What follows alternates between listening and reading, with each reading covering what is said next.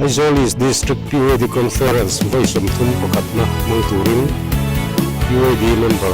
Zawng² Member Laipaya Local Turin Lalpai Suamin Sawm Achu Laipai ro khang fi la nei tura hian ko san ni pi te tam thei ang denin thalai pi ter kal turin kai Sawmna February sang hi som hi panga mang hian not ban Laipai Isolis District PYD Conference kan mangdona hemi hun lo mang tu hian Tlang shanga PYD Member Zawng² te local chak turin kan som chewa he kan lo in ba sai na sa ami khwal tam chen turin kan lo in ba sai e